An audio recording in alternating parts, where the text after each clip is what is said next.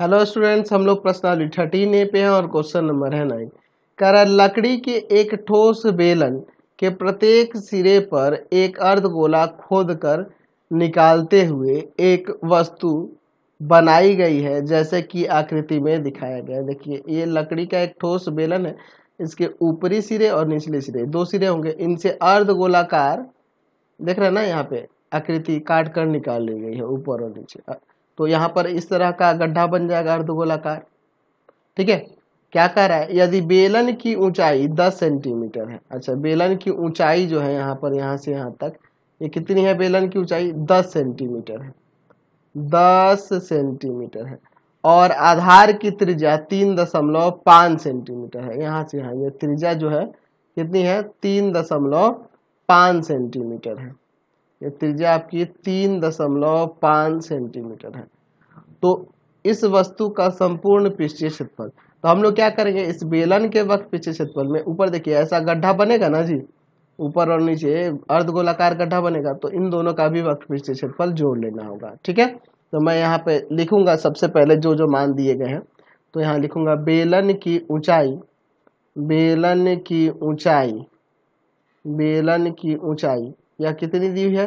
10 centimetre दी हुई है। अच्छा, बेलन की त्रिज्या, बेलन की त्रिज्या या बेलन के आधार की त्रिज्या, तो बेलन की त्रिज्या आपके पास है 3.5 सेंटीमीटर। अच्छा, और यहाँ पर अर्धगोले की, अर्धगोले की त्रिज्या, अर्धगोले की त्रिज्या, तो अर्धगोले की त्रिज्या बेलन की जो त्रिज्या होगी ना उसी के बराबर होगी, यानी कि ये भी आपका 3.5 सेंटीमीटर हो जाएगा। हमें इस वस्तु का संपूर्ण पृष्ठीय क्षेत्रफल लिखना निकालना है, तो लिखेंगे वस्तु का संपूर्ण पृष्ठीय क्षेत्रफल जो होगा, संपूर्ण पृष्ठीय क्षेत्रफल जो होगा बेलन का वक्र पृष्ठीय क्षेत्रफल, वक्र पृष्ठीय क्षेत्रफल, बेलन का वक्र पृष्ठीय क्षेत्रफल में आपको जोड़ लेना होगा 2 गुना अर्धगोले का वक्र पृष्ठीय क्षेत्रफल, अर्धगोले का वक्र पृष्ठीय क्षेत्रफल, वक्र पृष्ठीय क्षेत्रफल, अर्धगोले का वक्र पृष्ठीय क्षेत्रफल को इसमें जोड़ लेंगे। चलिए तो यहाँ पर रखते हैं, बेलन का वक्र पृष्ठीय क्षेत्रफल वही 2 पाई आर एच और 2 गुना अर्धगोले का होता है 2 पाई आर स्क्वायर। तो यहाँ पे हम लोग 2 पाई आर को कॉमन करेंगे, एच बचेगा और यहाँ पर क्या बच जाएगा आपका 2 और आर बच जाएगा। चलिए 2 गुना पाई के जगह पर 22/7 और आर का मान है 3.5, ब्रैकेट में एच के जगह पर आपका 10 और प्लस में 2 गुना 3.5 आर का मान रख दिए सेंटीमीटर स्क्वायर, यही ना होगा आपको। चलिए अब आगे सॉल्व करते हैं। यहाँ पर तो देखिए 7 से इसे काटेंगे तो यहाँ 0.5 आएगा, 0.5 में 2 से गुना करेंगे तो 1 और 1 में 22 से गुना करेंगे तो 22 और ब्रैकेट के अंदर 10 और प्लस में 3.5 में 2 से गुना होगा तो 7 सेंटीमीटर स्क्वायर। तो यहाँ पर क्या आ जाएगा 22 और यहाँ गुना में 17 सेंटीमीटर स्क्वायर। ठीक है, तो आप 22 में गुना कर दो 17 से तो कितना आ जाएगा आपका 374 सेंटीमीटर स्क्वायर संपूर्ण पृष्ठीय क्षेत्रफल हो जाएगा वस्तु का। समझ गए? क्वेश्चन नंबर 10 देखिए, कह रहा 3 धातु के ठोस घन जिनकी भुजाएं क्रमशः 3 सेंटीमीटर, 4 सेंटीमीटर और 5 सेंटीमीटर है को पिघलाकर एक ठोस घन बनाया जाता है। इस प्रकार बने ठोस की भुजा ज्ञात कीजिए। देखिए 3 घन है, 3 सेंटीमीटर भुजा वाला, 4 सेंटीमीटर भुजा वाला और 5 सेंटीमीटर, उन तीनों को पिघलाकर जो बड़ा ठोस बन रहा है, ठोस घन जो बन रहा है उसकी भुजा बतानी है। तो हम लोग जानते हैं कि तीनों को पिघलाकर जब एक नया ठोस बन रहा है, नया घन बन रहा है, तो जो नए घन का आयतन जो होगा वह तीनों घनों के आयतनों के योग के बराबर होगा, तीनों घनों के आयतनों के योग के बराबर होगा। तो हम लोग फॉर्मूला जानते हैं कि घन का आयतन क्या होता है, घन का आयतन उसके भुजा का क्यूब उसके किनारे का क्यूब, ये हम लोग पढ़े हुए हैं, भुजा का क्यूब। तो यहाँ पे नए घन के आयतन की बात करेंगे तो नए घन का जो आयतन होगा, नए घन का जो आयतन लिखते हैं सिर्फ, नए घन का जो आयतन होगा वह क्या हो जाएगा, तो भुजा का क्यूब बराबर में, यहाँ पे देखिए तीनों घनों के आयतनों की बात करें तो हो जाएगा, पहले का आयतन हो जाएगा 3 सेंटीमीटर का क्यूब, दूसरे का हो जाएगा 4 सेंटीमीटर का क्यूब, और तीसरे का हो जाएगा 5 सेंटीमीटर का क्यूब। तो हम लोग अब आगे देखते हैं भुजा क्या आती है नए वाले घन की। तो यहाँ पर इसका 3 का क्यूब 27 सेंटीमीटर क्यूब, 4 का क्यूब 64 सेंटीमीटर क्यूब, और यहाँ पर 5 का क्यूब 125 सेंटीमीटर क्यूब। सबको जोड़ देंगे 216 आ जाएगा, 216 सेंटीमीटर क्यूब। तो यहाँ पे मैं लिख सकता हूँ कि भुजा का क्यूब बराबर में 6 का क्यूब होता है 6 सेंटीमीटर का क्यूब। तो जो नया बन रहा है, नया ठोस घन बन रहा है, उसकी भुजा जो हो जाएगी वह 6 सेंटीमीटर हो जाएगी। समझ गए। क्वेश्चन नंबर 11 देखिए क्या कह रहा है कि 1.4 सेंटीमीटर व्यास वाले कंचे को 7 सेंटीमीटर व्यास वाले बेलनाकार बीकर में डाला जाता है। ठीक है, अब ये कंचों की, यहाँ कंचों को जब डाला जा रहा है तो ये नहीं पता है कितने कंचे डाले जा रहे हैं। कह रहा है बीकर में कितने कंचे डाले जाए कि बीकर का पानी का तल 5.6 सेंटीमीटर ऊंचा हो जाए। समझिए, यहाँ पर मैं यहाँ पर एक बेलनाकार बीकर बना लेता हूँ। ठीक है, ये आपका बेलनाकार बीकर है, यहाँ पे एक बेलनाकार बीकर ले लेते हैं। अच्छा, अब इसमें पानी पहले से मौजूद है। ठीक है, पानी पहले से इसमें मौजूद है, लेकिन पानी का तल इतना ही है मान लेते हैं शुरू में। ठीक है, इतना ही है। अब जब इसमें हम लोग कंचे डालते हैं, कुछ कंचे डालते हैं जिसका व्यास 1.4 सेंटीमीटर है। ठीक है, ऐसे हम लोग कुछ कंचे डालते हैं। तो कंचे डालने के बाद देखो क्या हो जा रहा है, जब इसमें ये कंचे डाले जा रहे हैं तो ये कंचे जब इसमें डाले जाते हैं जिसका व्यास 1.4 सेंटीमीटर है, तो पानी का लेवल जो है उठ जाता है, यानी कि पहले जितना था उससे 5.6 सेंटीमीटर ऊपर उठ जाता है। तो कितना कंचा डाला जाएगा कि उसके ये 5.6 सेंटीमीटर उठेगा, ये आपको बताना है। पहले इतना था, अब ये 5.6 सेंटीमीटर उठ जाता है। ठीक है, अच्छा हमारे पास क्या दिया हुआ है, तो 7 सेंटीमीटर व्यास वाला बेलनाकार बीकर में डाला जा रहा है। तो 7 सेंटीमीटर इसकी व्यास दी हुई है, तो त्रिज्या कितनी हो जाएगी, 7/2, 7/2 या फिर 3.5 भी लिख सकते हैं, 3.5 सेंटीमीटर इसकी त्रिज्या हो जाएगी। और कितना पानी उठ रहा है उसी के आयतन में अगर हम लोग प्रत्येक कंचे के आयतन से भाग कर देंगे तो हमें पता चल जाएगा कितने कंचे डालने होंगे। तो हम लोग लिखेंगे प्रत्येक कैसा होगा, गोला जैसा ना होगा जी, या प्रत्येक कंचे की त्रिज्या गोला जैसा होगा, गोला के आकार का होगा। तो त्रिज्या क्या हो जाएगी, व्यास की आधा 1.4 में भाग कर देंगे 2 से, यानी कि यहाँ से आ जाएगा आपका 0.7 सेंटीमीटर प्रत्येक कंचे की त्रिज्या हो जाएगी। अच्छा, बेलन की त्रिज्या क्या दी हुई है, तो बेलन की त्रिज्या कैपिटल आर से सूचित कर देते हैं। तो व्यास का आधा यानी कि 7/2 सेंटीमीटर, यानी 3.5 सेंटीमीटर हो जाएगा। समझ गए ना। हमें क्या निकालना है, कंचों की संख्या बतानी है। और यहाँ पे हम लोग देख रहे हैं कि पानी का लेवल इसमें कंचे डालने पे कितना उठ रहा है, 5.6 सेंटीमीटर। तो हम लोग लिखेंगे बीकर में बढ़े पानी के तल की ऊंचाई, कितना पानी बढ़ रहा है उसके तल की ऊंचाई कितनी हो जाएगी, तो वह 5.6 सेंटीमीटर तल ऊंचा उठता है। तो हम लोग लिखेंगे कंचों की जो संख्या होगी, कंचों की संख्या जो होगी वह किसके बराबर हो जाएगी, तो बीकर में बढ़े पानी के तल का आयतन कितना बढ़ जा रहा है उसका आयतन, और भाग कर देंगे प्रत्येक कंचे के आयतन से, प्रत्येक कंचे के आयतन से।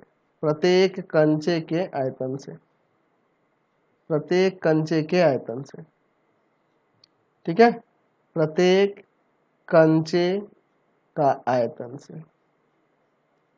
तो चलिए, बीकर में बढ़े पानी के तल का आयतन वही हम लोग पाई आर स्क्वायर एच पे निकालेंगे। पाई आर, कैपिटल आर हम लोग लिए हैं त्रिज्या इसका, देख रहे हैं ना जी, कैपिटल आर लिए हैं, तो पाई आर स्क्वायर और एच हम लोग स्मॉल एच से सूचित किए हैं, और भाग कर देंगे प्रत्येक कंचे का आयतन। तो ये कंचा कैसा है जी, तो आपके गोले के आकार का होगा, तो क्या होता है 4/3 पाई आर क्यूब, इसकी त्रिज्या हम लोग स्मॉल आर से सूचित किए हैं, देख लीजिए। यहाँ यह पाई से पाई काट देते हैं, ये 3 को ऊपर लगा देते हैं, 3, ठीक है, ऊपर चला जाएगा और नीचे आपका 4, ये पलटेगा ना जी।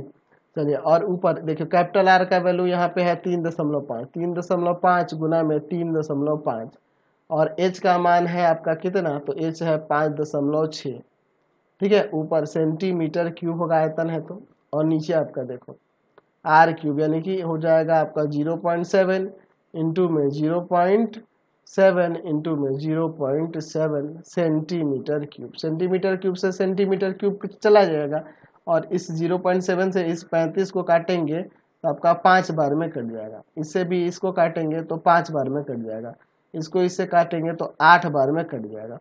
तो देखो 50, 25 और 25 में हम लोग गुना करेंगे, इसको पहले काट देते, ये 2 हो जाएगा, तो 25 दुना 50 और 50 दिया आपका 150 कंचे। 150 कंचे डालने पे इतना तल ही उठेगा, समझ गए। क्वेश्चन नंबर 12 देखिए, एक आयताकार टैंक का आधार 11 मीटर बाई 6 मीटर है, यानी कि लंबाई और चौड़ाई है, और टैंक में 5 मीटर ऊंचाई तक पानी भरा हुआ है। चलिए मैं यहाँ पर एक घनाभ बना देता हूँ, आयताकार आधार वाला है तो घनाभ ही ना होगा जी।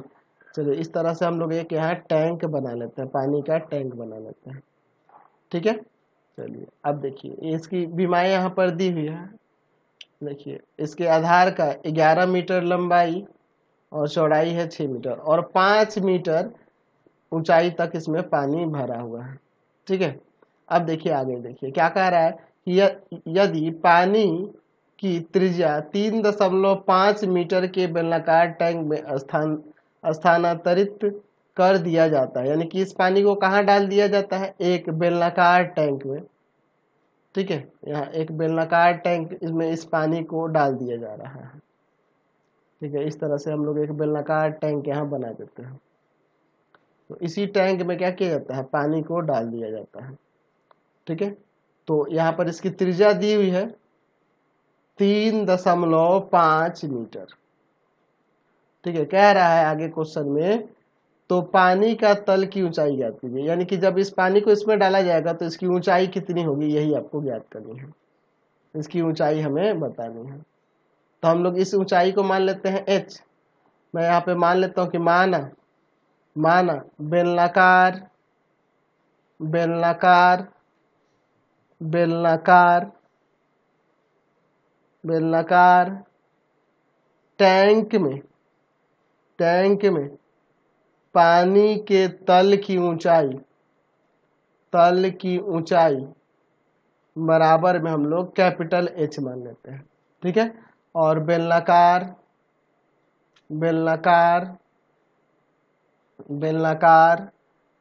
टैंक के आधार की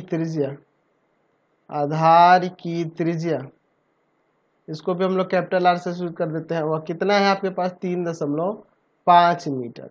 अच्छा, यहाँ पर ये जो टंकी है, आयताकार टैंक की लंबाई यानी कि L से सूचित करते हैं, वह कितना है 11 है, 11 मीटर। आयताकार टैंक की चौड़ाई वह आपका B हम लोग मान लेते हैं, वह कितना है 6 मीटर। और आयताकार टैंक की ऊंचाई, जहाँ तक पानी भरा हुआ है वह ऊंचाई, वह कितना है आपके पास 5 मीटर है। तो मैं यहाँ पे देख रहा हूँ, इसी पानी को जब इसमें डाला जाएगा तो हम लोग यहाँ देखेंगे कि बेलनाकार टैंक में जो पानी का आयतन होगा वही इसमें भी वही होगा। तो मैं लिख सकता हूँ यहाँ पे कि बेलनाकार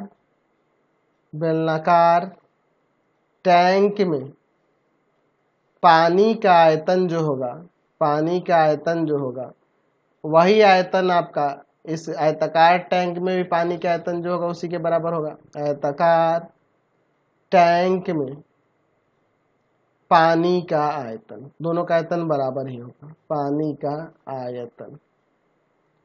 ठीक है, तो देखिए बेलनाकार टैंक का में पानी का आयतन हो जाएगा पाई बड़ा आर का स्क्वायर इंटू बड़ा एच। हम लोग इसे कैपिटल आर और कैपिटल एच से यहाँ लिए हैं। और आयताकार टैंक में पानी का आयतन तो भाई L into B into H, इसका एल बी एच लिए हैं यहाँ पर। चलिए अब सभी मानों को रख देते हैं और यहाँ से कैपिटल एच निकालते हैं। तो पाई के जगह 22/7, कैपिटल आर का मान यहाँ दिया है 3.5 गुना में 3.5, यहाँ पर आ जाएगा मीटर स्क्वायर और इंटू में आपका एच, और बराबर में यहाँ 11 गुना 6 गुना 5 मीटर क्यूब। समझे ना। चलिए तो आगे इसे सॉल्व करोगे तो यहाँ 7 से काट देंगे इसे 0.5 बार में, तो h बराबर में हो जाएगा 11 गुना 6 गुना 5 और बटा में आपका 22 गुना 0.5 और गुना में 3.5। ऊपर है आपका मीटर क्यूब और नीचे है आपका मीटर स्क्वायर। तो इसे काटेंगे तो एक ऊपर मीटर बच जाएगा। 11 से इसको काटते हैं 2 बार में, 2 से इसको काटते हैं 3 बार में, और यहाँ 5, ये 5 काटेंगे तो यहाँ 0.1 आ जाएगा। तो अब देखिए इसके बाद h बराबर में क्या हो जाएगा, तो ऊपर आपका 3 बचा और नीचे आप इसमें गुना करोगे तो ये हो जाएगा 0.35 मीटर। तो यहाँ भाग कर देते हैं, पॉइंट हटा दो, ऊपर क्या हो जाएगा आपका, ऊपर आ जाएगा 300 और बटा में 35 मीटर, यही ना होगा। तो आ जाएगा यहाँ से 8.57142 मीटर। तो लगभग में ये हो जाएगा 8.5 के जगह पे यहाँ पे हम लोग 6 कर देते हैं। ठीक है, हम लोग पॉइंट के बाद एक ही अंक लेते हैं, इतना मीटर हो जाएगा। समझ गए। तो इतना मीटर क्या हो जाएगा आपका, ऊंचाई हो जाएगा पानी के तल की, पानी के तल की ऊंचाई हो जाएगी 8.6 मीटर।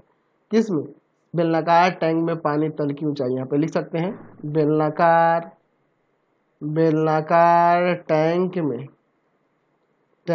में पानी तल की ऊंचाई, पानी के तल की ऊंचाई जो हो जाएगी वह आपकी कितनी हो जाएगी, 8.6 मीटर। समझ गए, कोई दिक्कत नहीं है। अगला क्वेश्चन देखिए क्या कह रहा है कि एक बेलनाकार भवन के ऊपर अर्धगोलाकार गुंबद है। ठीक है, तो मैं यहाँ पे फिगर बना लेता हूँ।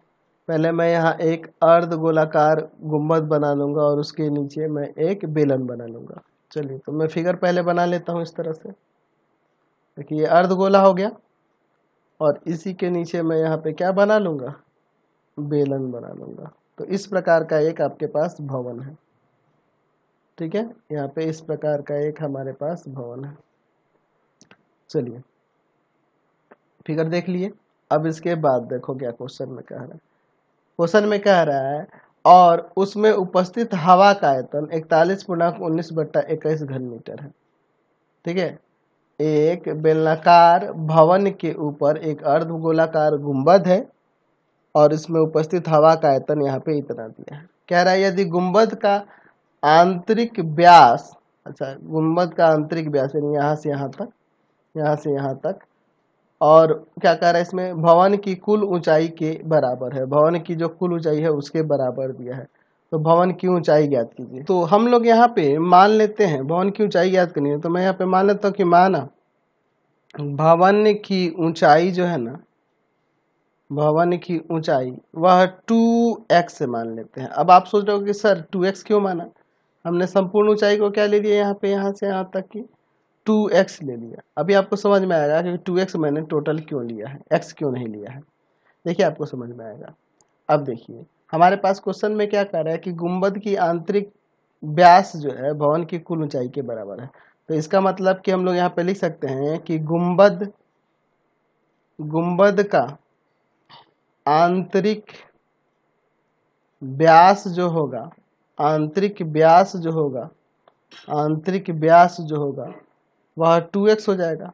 तो त्रिज्या क्या हो जाएगी, तो मैं यहाँ पे लिख दूंगा गुंबद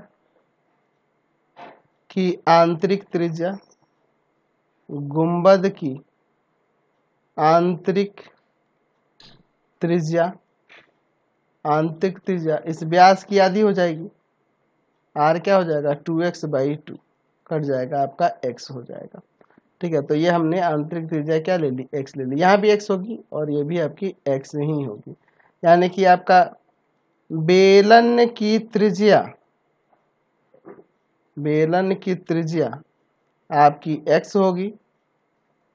और अगर मैं यहाँ पे बात करूँ अर्धगोले की त्रिज्या, तो अर्धगोले की त्रिज्या भी, अर्धगोले की त्रिज्या भी x ही है।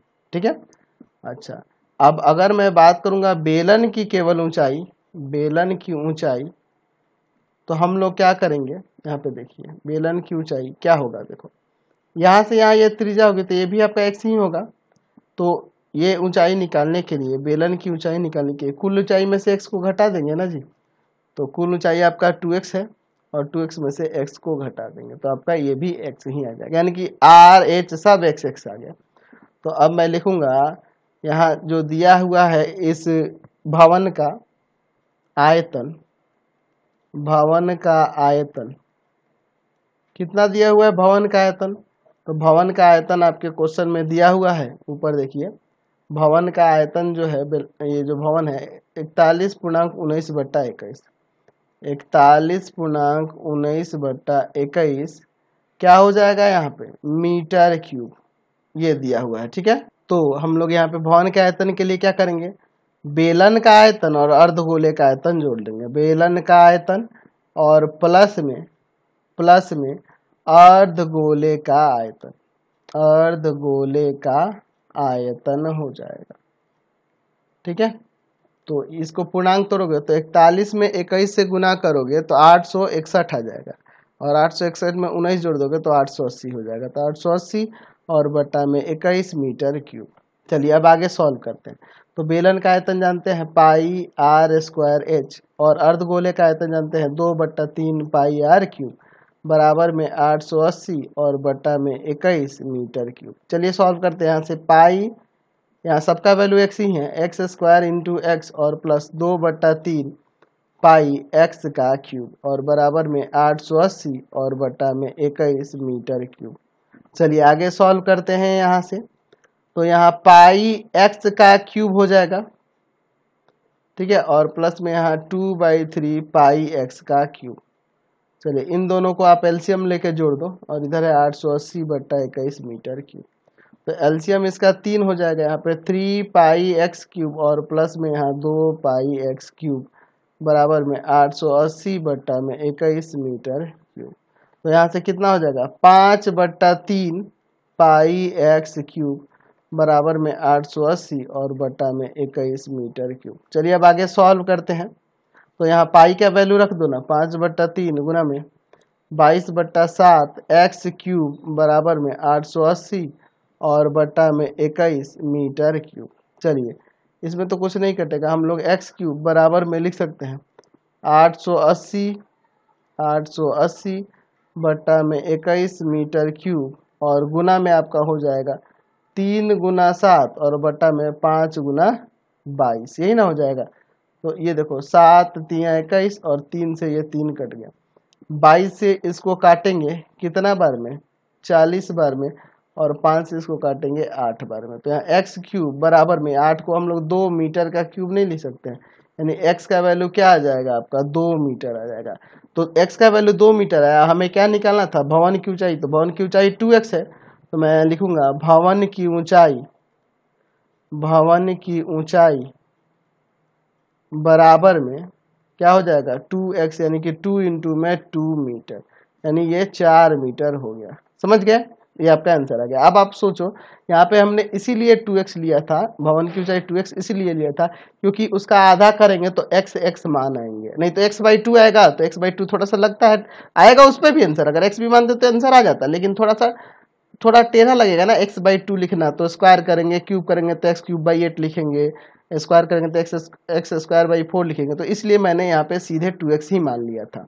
समझ गए। तो इस वीडियो को हम लोग यहीं पे एंड कर देते हैं। आपको हमारे 3 चैनलों को सब्सक्राइब करना होगा। पहला है pathfinder classes Chhapra, pathfinder classes Chhapra. दूसरा है आपका भारती भवन रविकांत सर, भारती भवन रविकांत सर। रविकांत सर, और तीसरा चैनल है रविकांत सर के नाम से। तीनों चैनल को सब्सक्राइब कर लेंगे और इससे रिलेटेड वीडियो के लिए सीधे डिस्क्रिप्शन में जाएंगे और इससे रिलेटेड नोट्स के लिए गूगल पे जाके सर्च करेंगे www.ravikantsir.in और यहाँ पर जाकर आप सभी क्लासेस के नोट्स और उनके पीडीएफ को डाउनलोड कर सकते हैं और पढ़ भी सकते हैं। इंस्टाग्राम और फेसबुक पे जाके पाथफाइंडर क्लासेस छपरा को लाइक एंड फॉलो करना नहीं भूलेंगे।